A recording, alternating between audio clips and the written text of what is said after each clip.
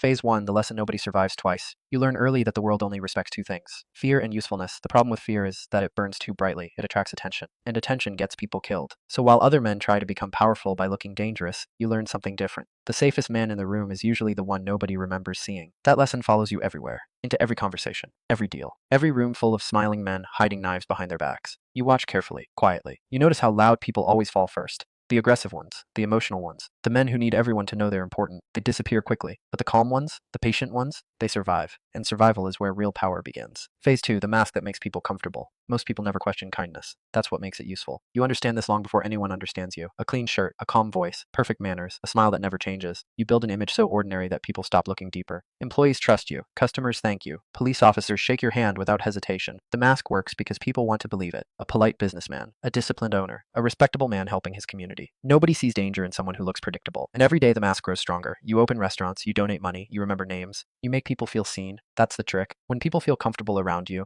they stop asking questions. Phase 3, the power of patience. Other men chase shortcuts. You never do, because shortcuts create mistakes, and mistakes create evidence. So while everyone else fights for quick money and temporary control, you think years ahead. Every move calculated. Every relationship useful. You build slowly enough that nobody notices the structure forming around them. A supply route here, a trusted employee there, a favor owed, a problem quietly removed. Nothing dramatic, nothing emotional. That's why it works. Power built quietly lasts longer than power built loudly. And while your enemies celebrate small victories, you keep expanding in silence. Nobody sees the full picture because you never show them enough pieces. Phase 4, understanding human weakness. You realize something important about people. Most of them can be controlled without threats. They control themselves. Greed controls some, ego controls others, fear controls almost everyone. You simply learn how to guide those weaknesses in the direction you want. A man desperate for money becomes loyal if you solve his problems. A man hungry for respect becomes predictable if you give him praise. You study people carefully, almost scientifically. You notice the way they speak when nervous, the way they avoid eye contact when lying, the way ambition changes their behavior. And once you understand what someone wants, controlling them becomes easy. Because people rarely destroy themselves all at once. They do it one compromise at a time. Phase 5, becoming invisible in plain sight. That's the real goal. Not fame, not attention, invisibility. You want to become so normal that nobody considers you a threat. And eventually it works so well that people begin defending you without realizing it. If someone accuses you of something, others laugh it off immediately. Impossible. Not him. He's polite, professional, respectable. That reaction is worth more than money, because suspicion disappears before it can grow. You attend charity events, you smile for photographs, you speak carefully, every detail matters, even your silence is calculated. Especially your silence. Because the less you reveal emotionally, the less people truly understand you. Phase 6, building systems instead of chaos. Most criminal empires fail because they depend on unstable men, emotional men, violent men who believe intimidation is the same thing as control. You know better. Chaos creates exposure. Exposure creates collapse, so you build systems instead. Clean systems, organized systems, predictable systems. Employees follow routines, deliveries move precisely. Problems are solved quickly and quietly. Nobody improvises unless absolutely necessary. You remove